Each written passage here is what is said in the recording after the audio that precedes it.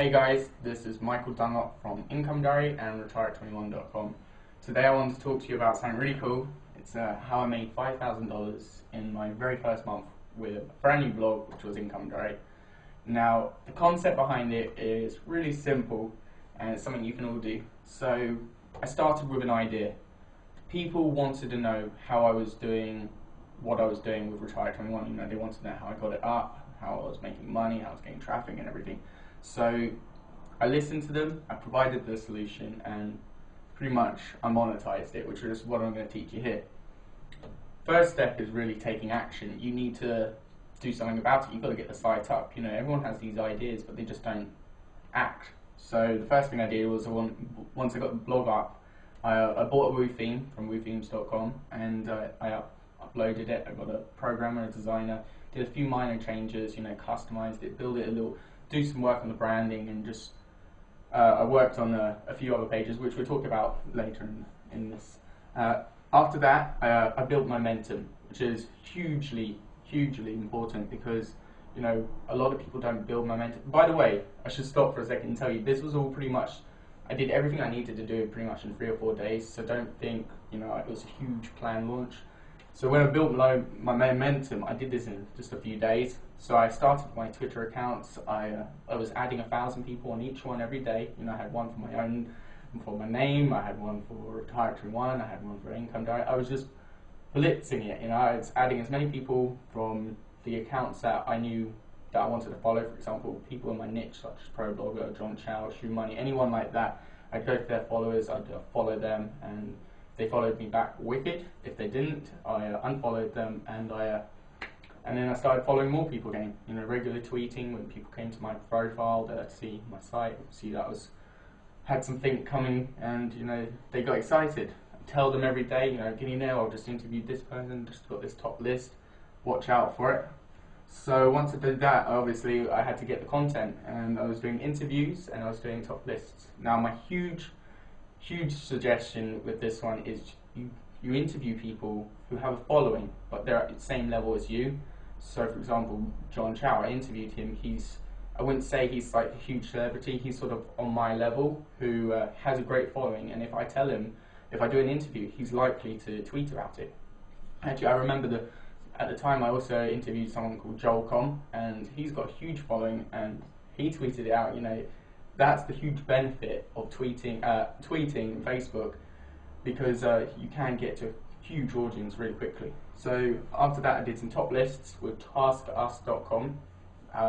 Asked them to do a top list on top 30 bloggers, top 30 webmasters, top 30 anything, you know, whatever came to my mind, they did for me. We got those up, and pretty much after that, I started building a course that people wanted to know when I had the idea. So I put it together. Here's what I did different to everyone else. A lot of people do, hey, check out my free report, check out my free ebook. Great ideas, but for what I was doing, I needed to make sure people took action. I didn't want to just get them on my list, I wanted them to take action. So what I did was I put it in a 7-day free course. I got myself Aweber, and I gave them an autoresponder, and so once they opted in, I would start sending them an email every day for a week. And so what I was doing, day 1, installing your blog, day 2, adding a theme, doing some changes, day 3, monetizing, or something like that. And every day they look forward to it. Even to today, I did this about a year ago, even today, I've been getting emails from people saying, hey Michael, is there any chance I can get day 2? You know, they wanted it from me now. You know, when you give out a free ebook, you know, people didn't really care too much. They took action straight away, because I'd be like, yeah, look, get this done today, and then you'll be ready to do tomorrow's assignment tomorrow.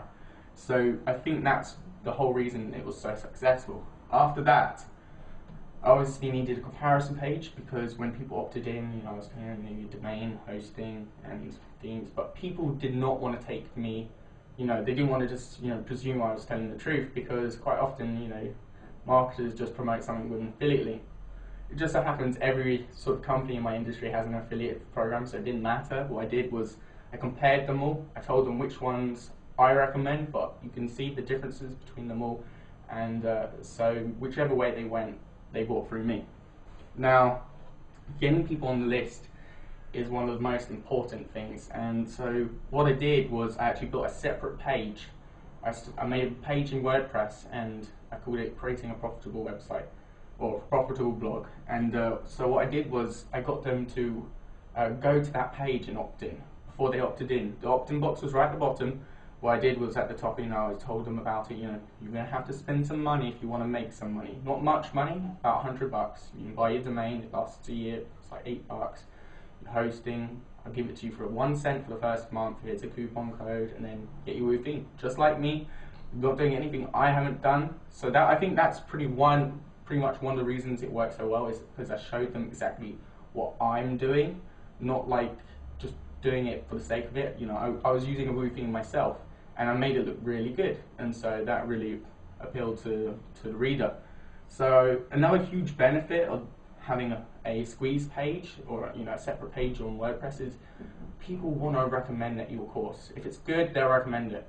But if you just have an opt-in box in the top right of your sidebar, which I also recommend, but if that's all you've got, people are just going to tweet and they're going to say, "Oh, check out Michael's free course." Cool. But they're not going to always give a link because there's no specific place to go.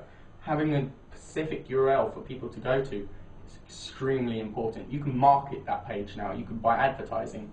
You could tweet it. You can Facebook it. You can tell other people to tweet it. You can mention it in posts. Like top 30 bloggers.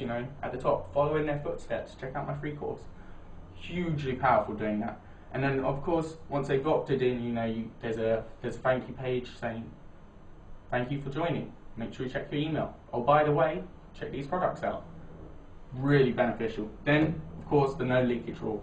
A lot of people have advertisers, they have a blog role, they have the top commenters in the sidebar.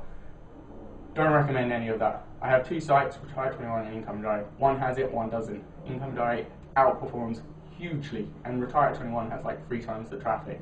So I pretty much think that's a fair test, and the reason why is because they get distracted. They check out these other advertisers. Your competition they're going to. They will check out your blog role. Yet again, most likely your competition they're going, and then top commenters. Often your competition, so you don't really want to have all that stuff because they're going to get distracted, they're going to go in different directions. And for the money you get, it's not worth it. So I got rid of that. I made sure that they either went to my opt-in page, and if they didn't, then they left the site. That was all I wanted. Either you're going to make me money, get my list, you're going to do my course, I'm going to email you to come back to my site every so often. You either do that or you leave. There was huge benefit in them getting into my list, and because of that, I made money, and quite a bit of it for my first month. And actually, I have to admit, I wasn't the best blogger when I started this, and for me to be able to achieve all of this within just a few days of work, I think anyone out there could follow in my footsteps and do the exact same thing. And it must have cost me like a few $100 to put it all together, and the return was huge. So good luck, let me know how you do, and this is Michael Dunlop from Income Diary.